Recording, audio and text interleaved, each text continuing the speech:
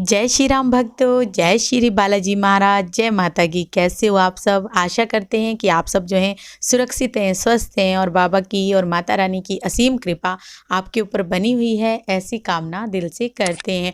तो जैसा कि आप सबको पता है कि हर रोज़ एक नई से नई वीडियो आप तक लाने की हमारी पूरी कोशिश रहती है और चाहते हैं आपको, तभी तो आपके लिए इतनी वीडियो बना रहे हैं, क्योंकि आपसे बहुत ज़्यादा लगाव हमें हो गया है। हमें लगता है कि वीडियो ज़रूर डालनी चाहिए। तो आज की जो वीडियो है वो आपके लिए बहुत ही ज़्यादा ज्ञानवर्धक है। जिन लोगों के शरीर के अंदर किसी भी तरह की नेगेटिव एनर्जी है या पॉजिटिव एनर्जी है, तो जैसे कि आपको कोई पेशी आती है, कई जगहों पे खेल बोलते हैं, कई जगहों पे सवारी बोलते हैं, तो ये क्यों आती है और जो है आती है तो बोलती नहीं है। बहुत सारे लोगों के मन में ये सवाल होगा कि बोलती नहीं है हमारी चीज़, हम जो है ध्यान में बैठते हैं तो भजन लगता है और पूजा पाठ में उबासियाँ आती है, किसी भी तरह के साइन आपको लगते हैं और वो चीज़ जब पूछते हैं तो वो बोलती नहीं है, मुंह से कोई भी आवाज़ नहीं निकलती है, किसी भी तरह के शब्द नहीं निकलते हैं, तो उसका क्या मतलब होता है। बहुत सारी जानकारी आपको इस वीडियो में मिलने वाली है, तो अंत तक बने रहें। अगर वीडियो अच्छी लगती है तो लाइक करें, शेयर करें, कमेंट करें और अगर आप हमारे चैनल पे पहली बार देख रहे हैं तो चैनल को जरूर सब्सक्राइब करें, साथ में बेल आइकन है उसको प्रेस करें ताकि आने वाली हर एक वीडियो की नोटिफिकेशन सबसे पहले आप तक पहुँच जाए। चलिए शुरू करते हैं आज की वीडियो। जय श्री राम जी। जय श्री राम, जय श्री बालाजी महाराज। मेहंदीपुर की पवित्र कृपा आपके परिवार पर निरंतर बरसती रहे। मेरे बाबा की असीम कृपा आपके बच्चों और परिवार और कारोबार पे निरंतर रहनी चाहिए, हर वक्त रहनी चाहिए।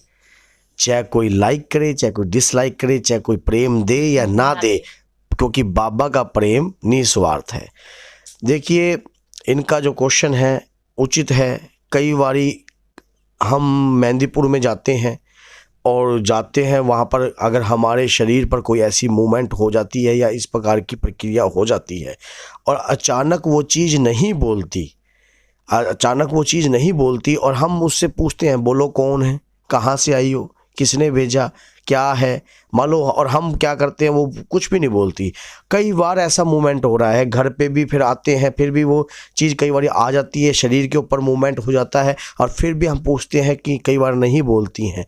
तो ये किस प्रकार का संकेत है? अगर इस चीज़ को हमने बुलवाना हो तो किस प्रकार से हम बुलवा सकते हैं, क्या कारण होता है, इसके बारे में थोड़ा सा पर्दा उठाते हैं इस चीज़ के ऊपर। क्योंकि जो बाबा की कृपा है, अब बहुत से लोग ऐसे हैं देखो कंटिन्यू मेहंदीपुर जा रहे हैं, क्या पता उनको ये, उनके हाथ में अगर ये वीडियो लग जाती है तो क्या पता उनके भी मार्गदर्शन मिल सकता है उनको भी। क्योंकि कई बार संकट ये भी होता है, जैसे मैंने पीछे एक वीडियो बनाई थी कि गंदे संकटों के लिए भंगी वाड़े का भोग बताया था। जो संकट बोलते नहीं हैं या किसी भी प्रकार की प्रक्रिया करके भेजे हुए होते हैं तो उन्हें भंगी वाड़े का भोग दिया जाता है। संकट की जो प्रजातियां हैं वो अलग अलग तरीके से जो भेजी जाती हैं, वो लोग जो है अलग अलग तरीके से कार्य करते हैं। कई संकट मान लो किसी के टारगेट पर भेजा जाता है, तो वो टारगेट उद्देश्य ये होता है कि भैया इस घर का कबाड़ा करना है, इस घर में पैसा नहीं छोड़ना है, इस घर का जो मुखिया है ये व्यक्ति है, ये 24 आवर्स इसका पैसा बीमारी में लगे और इसको जब तक एहसास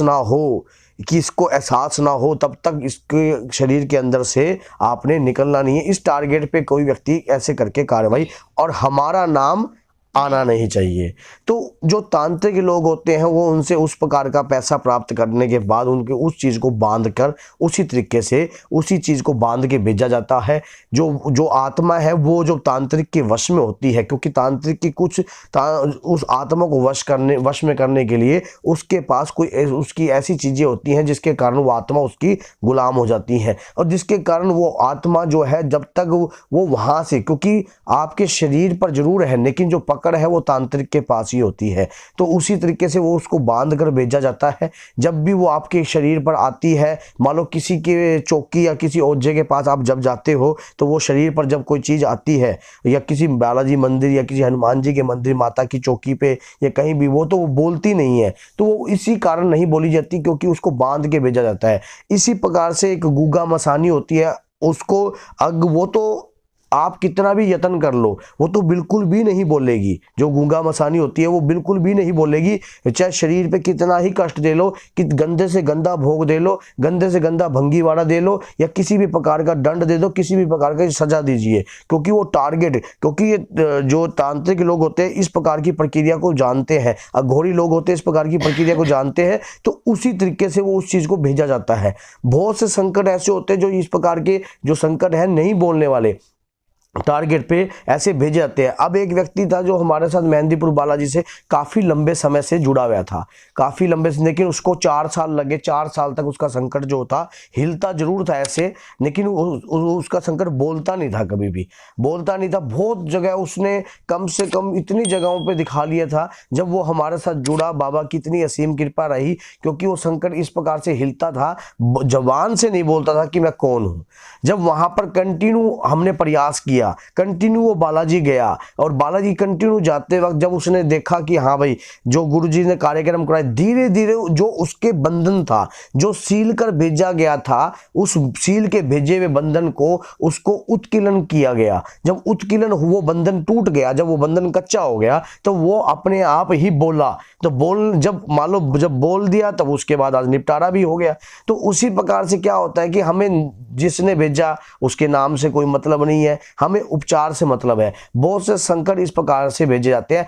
कई संकट ऐसे होते हैं, अब कई सवारी, जैसे कोई देवता की सवारी आई है, तो वो जब तक उस देवता की सवारी, जब तक उस व्यक्ति का समय नहीं होगा, जब तक उस सवारी शरीर पर जरूर आएगी, जब तक उस शरीर वो देख नहीं लेती कि ये मुझे समझ पाता है या नहीं समझ पाता, तब तक वो कृपा अपने आप नहीं बोलती। जो शक्तियां होती हैं शरीर के ऊपर, मान लो कंटिन्यू रहती हैं, तो लेकिन वो बोल नहीं पा रही है, वो भी चाहती है कि कहीं ना। तो ये जैसे आप बोल रहे हो सवारी का क्या मतलब होता है, और ये जो मतलब जैसे खेल आती है, जो पेशी आती है, वो क्या होती है? सवारी तो जैसे ऐसा होता है कि कई बार देविक शक्तियों की सवारी हो जाती है, उसे से किस्म की हम लैंग्वेज में सवारी कह देते हैं। जो पेशी होती है उसको हम, जैसे कि ये खेल खिलाक का होता है, सवारी वालों, जैसे देवता की सवारी आ गई, किसी देवी शक्तियों की सवारी आ गई, तो इस प्रकार से हम उसको, तो उसे एक प्रकार की लैंग्वेज बोल देते हैं कि हम सवारी बोल देते हैं। तो ये क्या होता है कि मान लो जैसे कि अब वो जो शक्ति है वो आतुर है,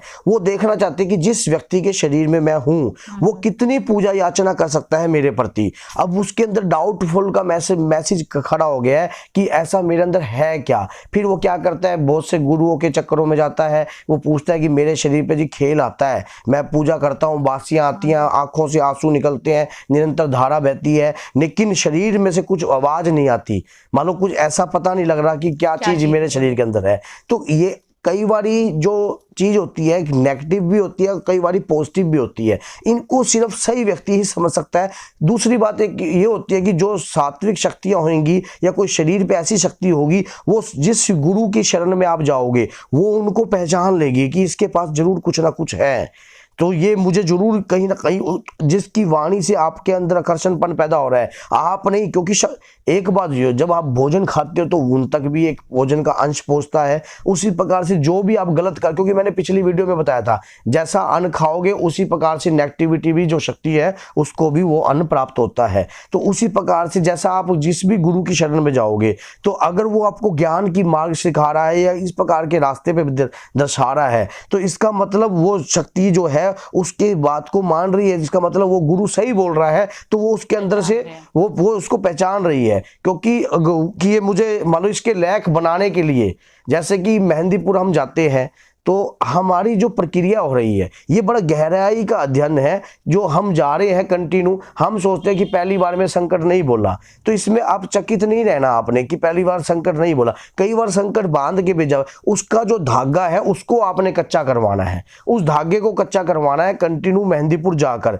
अब उसी प्रकार से आपको सीखने का भी मौका मिल रहा है। अगर आप मेहंदीपुर जा रहे हो, पहली बार जब आप जाते हो तो आपको बड़ा अजीब लगता है, ये क्या हो रहा है, ये खेल कैसे आ गई, ये कैसे होगा, ये हमारे घर में भूत था, हमें पता नहीं था। मन में इस प्रकार के तनिक भी बहुत सारे क्वेश्चन मार्क आपके मन के अंदर खड़े हो जाएंगे। लेकिन जब उस क्वेश्चन के उत्तर भी आपके पास ही है, कैसे, जब आप धीरे धीरे अनुभव लोगे। अगर आप उस चीज से डर गए, डर के घर बैठ गए, तब तो वो चीज वहीं पर बैठ गई, कहीं ना कहीं आपके ऊपर वो अपना हैवी हो गई है। अगर आप कंटिन्यू उसको लेकर जाते रहोगे तो उसके दौरान आज नहीं तो कल, कल नहीं तो परसों, धीरे धीरे वो चीज की जो उसका जो असर होगा शरीर के ऊपर, जो पकड़ होगी, उसके बल को कमजोर किया जाएगा। मेहंदीपुर जाने से, बाबा के दर पर जाने से हर इन चीजों का जो बल है वो कमजोर होता है। तो इसी प्रकार से ये जो चीजें हैं कई बार इस प्रकार से नहीं बोलती। अगर आपको इनको बुलवाना है और चाहते हो कि आप, अगर ये जो कोई भेजी हुई चीज़ होती है या कहीं से